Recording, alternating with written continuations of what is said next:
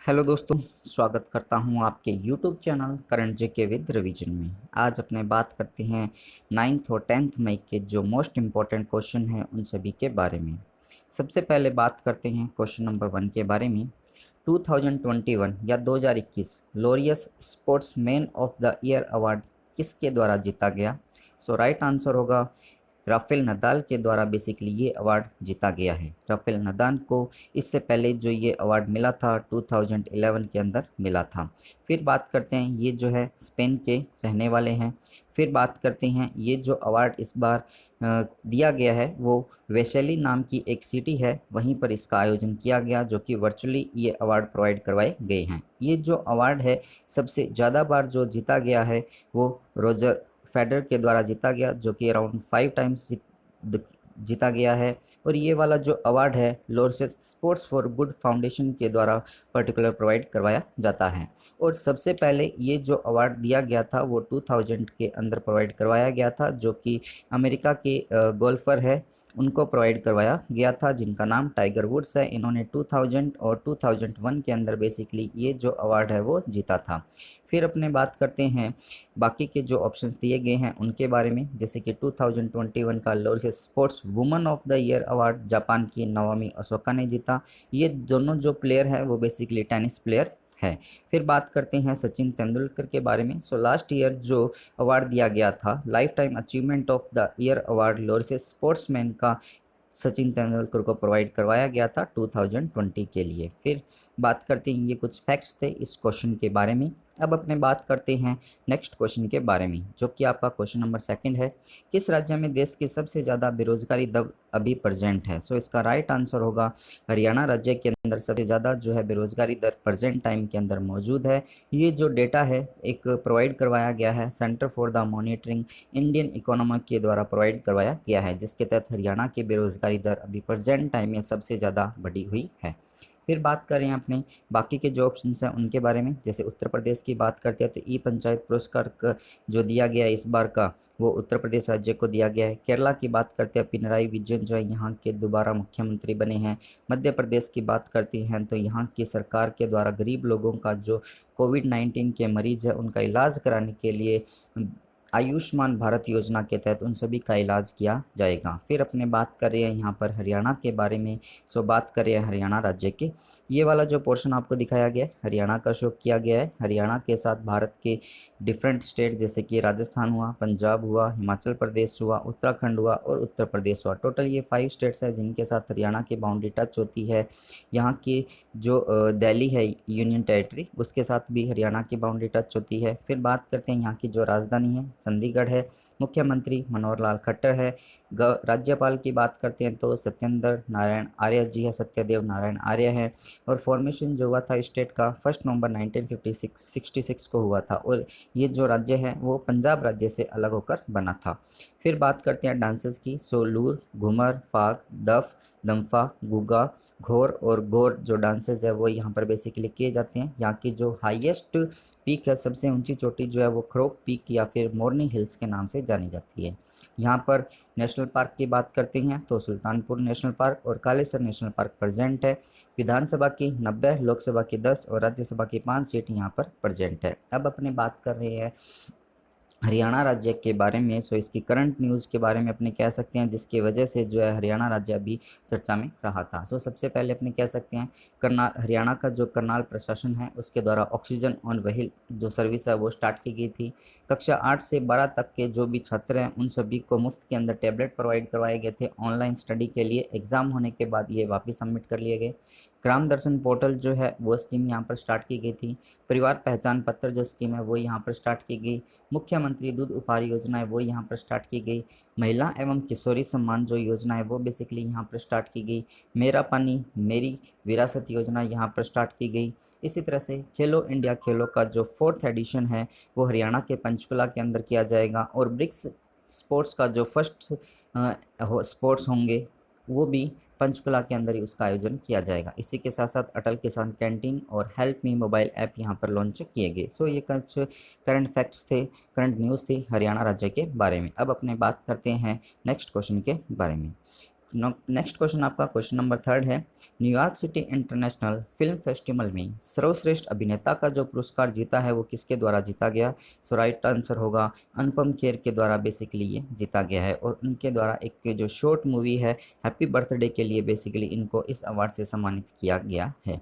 ये जो अवार्ड दिया गया है न्यूयॉर्क के अंदर इनको प्रोवाइड करवाया गया। फिर बात करते हैं जो बाकी के ऑप्शंस हैं उनके बारे में, जैसे रजनीकांत की बात करते हैं तो 51वां नंबर या 51वां जो दादा साहब फाल्के पुरस्कार है वो इनको प्रोवाइड करवाया गया 2020 के लिए। 2019 के लिए किसी को भी ये पुरस्कार प्रोवाइड नहीं करवाया गया। फिर बात करते हैं 2018 का जो प्रोवाइड करवाया गया था वो अमिताभ बच्चन को प्रोवाइड करवाया गया था, जो कि 15 नंबर का था। फिर अपने बात करते हैं सोनू सूद के बारे में। सोनू सूद एक बॉलीवुड एक्टर है, इनको पंजाब सरकार के द्वारा कोविड का टीकाकरण का जो एम्बेसडर है वो बनाया गया है, और इसी के साथ साथ यहाँ के जो चुनाव हुए थे वहाँ पर चुनाव का ब्रांड एम्बेसडर भी इनको बनाया गया था।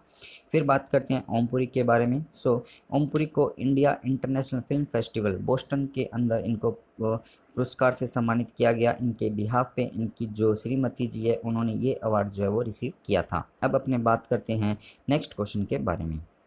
पश्चिम बंगाल विधानसभा के स्पीकर के रूप में अभी हाल ही में किसे चुना गया है? सो इसका राइट आंसर होगा बिमन बनर्जी जो है इनको चुना गया है। इस बार की जो विधानसभा है वो 16 नंबर की है। 15 नंबर की जो विधानसभा थी उसमें स्पीकर का काम भी बिमन बनर्जी ही काम कर रहे थे। फिर बात करते हैं ममता बनर्जी पश्चिम बंगाल की नई मुख्यमंत्री बनी है, जो कि 3rd टाइम इन्होंने वहां पर शपथ ली है।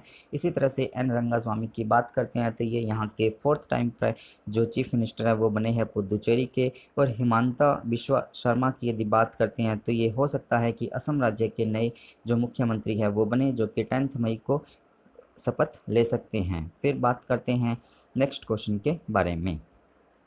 प्रत्येक वर्ष 8 मई को कौन सा दिवस मनाया जाता है? सो इसका राइट आंसर है ऑप्शन ए जो है बेसिकली इस दिन ये मनाया जा रहा है। फिर यदि अपने बात करते हैं सबसे पहले ऑप्शन डी के बारे में, world red cross day and red crescents day की अपने बात करते हैं तो ये वाला जो डे है पर्टिकुलर 8 मई को मनाया जाता है। और ये जो डे मनाया जाता है हेनरी ड्यूनेंट नाम के एक पर्सन थे जिनका जन्म 8 मई 1828 को हुआ था। उन्हीं की बर्थ एनिवर्सरी के लिए बेसिकली ये डे मनाया जाता है। और हेनरी ड्यूनेंट पहले ऐसे पर्सन थे जिनको नोबेल पीस प्राइज जो है वो प्रोवाइड करवाया गया था। अब यदि अपने बात करते हैं ये international committee of the red cross के संस्थापक भी थे, और प्रेजेंट टाइम में इसके जो प्रेसिडेंट बने हुए हैं वो पीटर मोरेर जो है वो बने हुए हैं। और यदि अपने ICRC के हेडक्वार्टर की बात करते हैं तो जिनेवा स्विट्जरलैंड के अंदर बेसिकली ये प्रेजेंट है, और इस बार इसकी जो थीम रखी गई है वो अनस्टॉपेबल नाम से रखी गई है। फिर अपने यदि बात करते हैं जो बाकी के ऑप्शंस हैं उनकी, जैसे कि वर्ल्ड थैलेमीशिया डे की बात करते हैं तो ये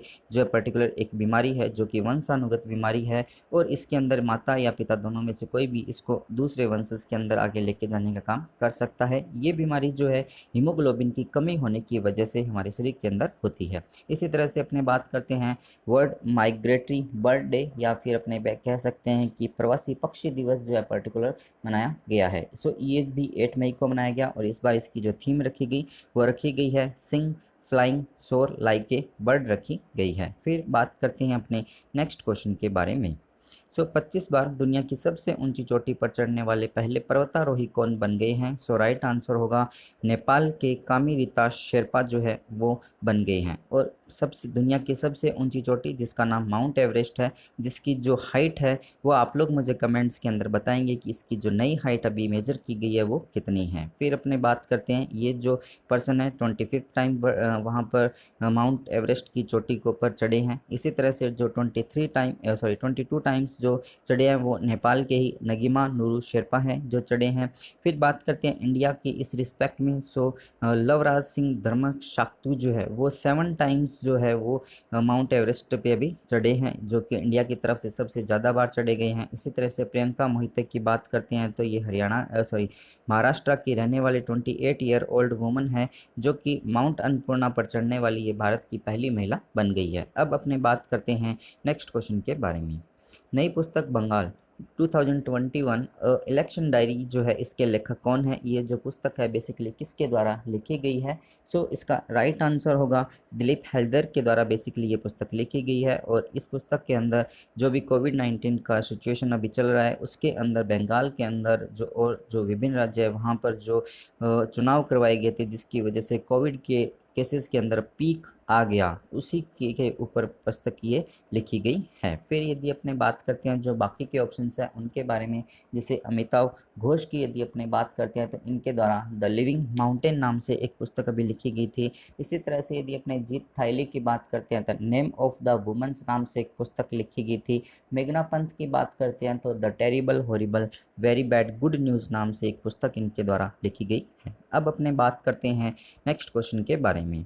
किस कंपनी ने दुनिया की पहली 2 नैनोमीटर चिप जो है, साइज़ की जो चिप है उसको बनाया है? सो इसका राइट आंसर होगा इंटरनेशनल बिजनेस मशीन IBM के द्वारा ये जो चिप है वो बनाई गई है, जिसके तहत अब जो है इस चिप के द्वारा जो पावर है उसका कंजम्पशन और कम होगा और इसकी जो स्पीड है वो और ज़्यादा हो जाएगी। फिर बात करते हैं जो बाकी के ऑप्शंस दिए गए हैं उनके बारे में। सो भारत की ये जो IT related company, IT services provider companies है, जैसे TCS जो है भारत की पहले नंबर की कंपनी बनी है। इन्फोसिस जो है इसके अंदर सेकंड नंबर पे, इससे पहले जो है विप्रो थर्ड नंबर पे अभी आ गई है। इससे पहले जो HCL टेक थी वो थर्ड नंबर पे थी, उसको पछाड़ कर विप्रो जो है वो थर्ड नंबर पे आ चुकी है। सो ये था आज का वीडियो। यदि आप लोगों को ये वीडियो पसंद आया हो तो आप इसे लाइक कीजिएगा और शेयर कीजिएगा अपने दोस्तों के साथ अपने ग्रुप्स के अंदर।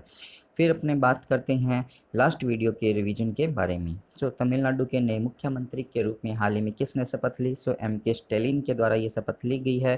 फिर बात किया एर्लिन पैचेट ग्लोबल विजन पुरस्कार 2021 पाने वाली पहली भारतीय महिला न्यायाधीश जो बनी है वो गीता मित्तल बनी है, जो कि जम्मू कश्मीर की पूर्व चीफ जो अपने मुख्य न्यायाधीश थी वहाँ के हाईकोर्ट की। और इन्हीं के साथ साथ मैक्सिको की मैर्गेंता लूना रेमोस ने बेसिकली ये जो अवार्ड है वो रिसीव किया। और ये जो अवार्ड है basically international association of women जज के द्वारा इनको प्रोवाइड करवाया गया है। फिर बात करते हैं किस राष्ट्र ने सुरक्षा जोखिमों के लिए विदेशी निवेश की जांच के लिए एक कानून पारित किया है? सो डेनमार्क कंट्री के द्वारा बेसिकली ये कानून पारित किया गया है, जिसके तहत ये कहा गया है कि जो भी निवेश आ रहा है उसकी जांच की जाए कि इससे राष्ट्र की सुरक्षा में कोई जोखिम तो नहीं है। फिर बात करते हैं किस राज्य ने गरीब कोविड-19 रोगियों के लिए मुफ्त उपचार योजना की घोषणा की है? सो मध्य प्रदेश राज्य के द्वारा यहाँ के मुख्यमंत्री शिवराज सिंह चौहान जी के द्वारा ये घोषणा की गई है। फिर बात करते हैं 7 मई को पर्टिकुलर कौन सा डे मनाया जाता है? सो बॉर्डर रोड ऑर्गेनाइजेशन डे मनाया जाता है। और इस बार इसकी जो राइजिंग डे बनाया गया था वो 61st नंबर का बनाया गया था। फिर बात करते हैं इलेक्ट्रॉनिक्स नेशनल एग्रीकल्चर मार्केट का डिजिटल भुगतान का जो भागीदार अभी बना है वो कोटक महिंद्रा बैंक बना है, और इसके जो MD एंड CEO है वो उदय कोटक जी हैं। फिर बात करते हैं किस राज्य ने कोविड-19 रोगियों के लिए एक आयुर्वेदिक टेलीमेडिसिन सुविधा स्टार्ट की है? सो हरियाणा राज्य के द्वारा बेसिकली ये स्टार्ट किया गया है, और 1075 नंबर पे आप इस पर कॉल कर सकते हो कुछ भी यदि आप लोगों को इन्फॉर्मेशन चाहिए तो। फिर बात करते हैं नई पुस्तक द बेंच के जो लेखिका है वो कौन है? सो मैग्ना मार्केल के द्वारा बेसिकली ये पुस्तक लिखी गई है। फिर बात करते हैं आज के जो भी क्वेश्चन एंड आंसर है वो यहाँ पर आपको शो किए गए हैं। फोटो ऑफ द कैंडिडेट की जगह उस पर्सन का फोटो यहाँ पर शो किया जाएगा जो कि आज के वीडियो के अंदर जो भी क्वेश्चन आपसे पूछा गया उसका आंसर आप लोग यदि मुझे कमेंट्स में बताते हैं तो। At the last, thanks for watching so much.